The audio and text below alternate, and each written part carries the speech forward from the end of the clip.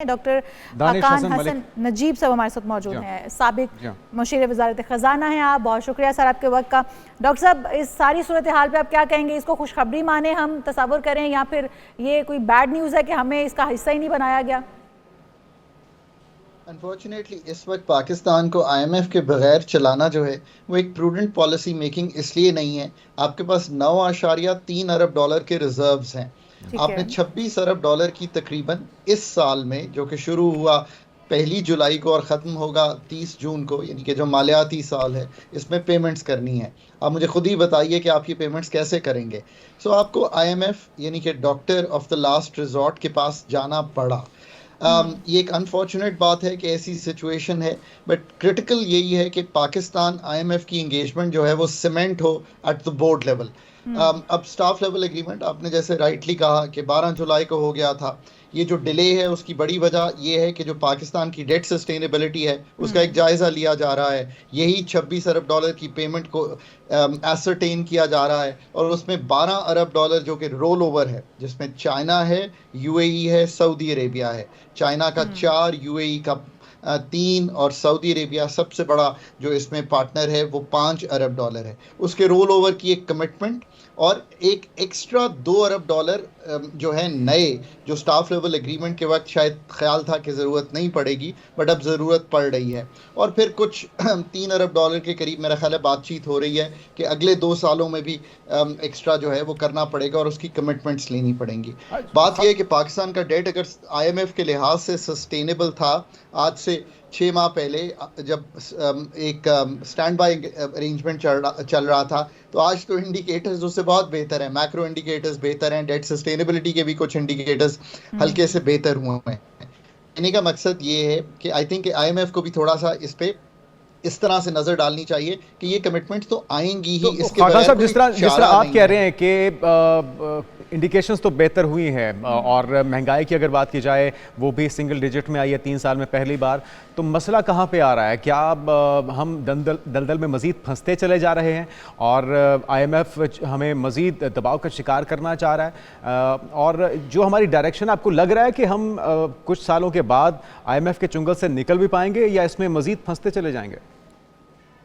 तो आपने 3 बहुत ही अहम ऐसे सवाल किए हैं जुनेद कि we would have to do a whole programme अगर मुझे वाकई इनके जवाब देने हो। But let me try attempt. पहला सवाल आपका ये है कि मसला कहाँ पे आ रहा है। मसला सबसे बड़ा ये है कि आईएमएफ को डील करने की सलाहियत बहुत सी अथॉरिटीज़ में ऑल ओवर द वर्ल्ड नहीं होती। I think Pakistan is also a case in point. Pakistan ने अपनी 77 साल हिस्ट्री में जुनेद, 77 साल हिस्ट्री में जुनेद एक प्रोग्राम एक्सटेंडेड कंप्लीट किया है जो 13-16 का है।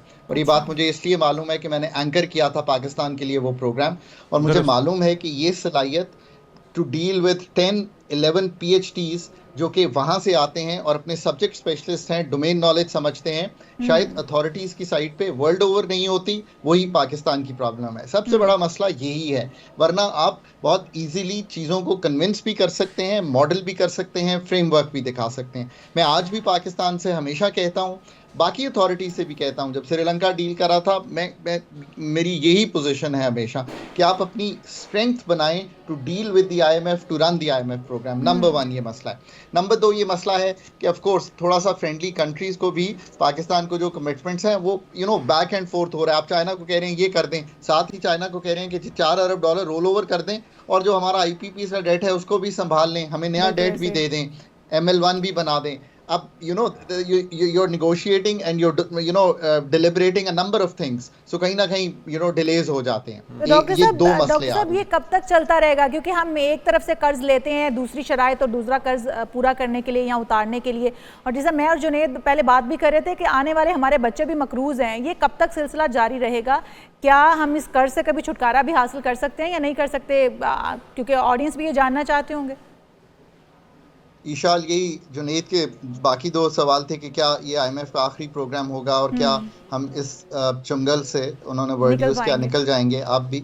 सो हियर्स द रियल आंसर। देखिए, आईएमएफ या कोई भी बाहर का अदारा या बाहर के कंसल्टेंट आपके मुल्क को कोई भी ऐसा फ्रेमवर्क नहीं दे सकते। आपने 20-25 साल ये करके देख लिया है ना। इतने प्रोग्राम FBR में आए, इतने प्रोग्राम एनर्जी सेक्टर में आए, 2 इस वक्त सबसे क्रिटिकल सेक्टर बने हुए हैं। So the I think most important part here is कि हम ये रियलाइज़ करें कि पाकिस्तान की जो तंजीम नौ है उसके डॉक्टर हमें लोकल यूज़ करके वो तंजीम नौ एनर्जी की, FPR और एक्सपेंडिचर की और ग्रोथ को लेकर आगे जाने की, पाकिस्तान की पैदावारी सलाहियत ठीक करने की। अभी मैंने आपके सामने बड़े बड़े काम रखे हैं, बहुत फंडामेंटल काम रखे हैं। अगर आपने कभी भी ये काम कर लिए, जिसका मतलब है आपकी एक्सपोर्ट बढ़ गई, आपका जो खसारा है, जो कमाते हैं, जो खर्च करते हैं, वो मैनेजेबल हो गया और आपका बैरूनी खसारा भी संभल गया। लेकिन खाकान साहब, ये सारी चीजें जिनकी आप इंडिकेशन कर रहे हैं ये तो बहुत जरूरी हैं। क्या हमें इसके साथ साथ अपनी नेगोशिएशन भी बेहतर करनी होगी?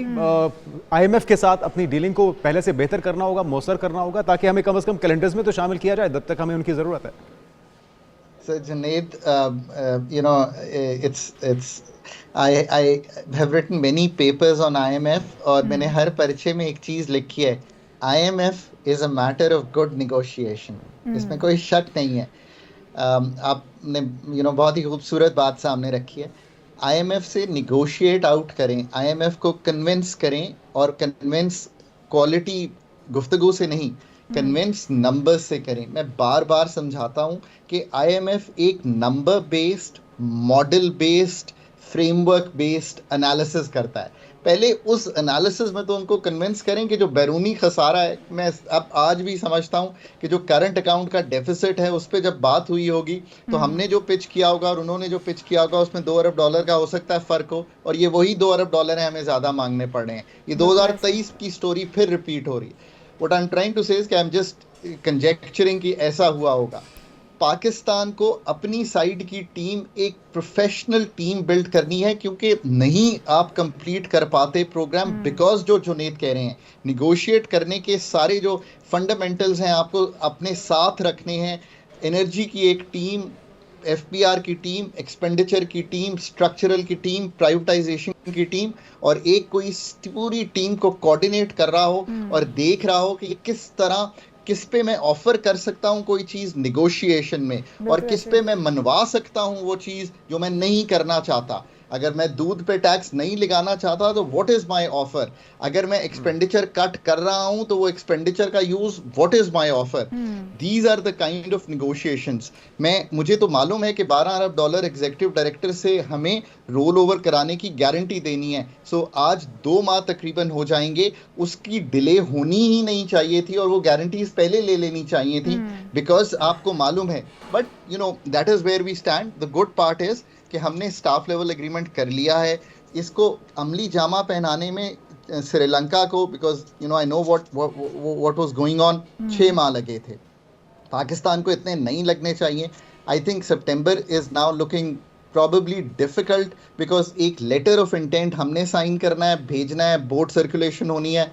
This is going to go to October, but October, November are the last days जब ये कर लेना चाहिए।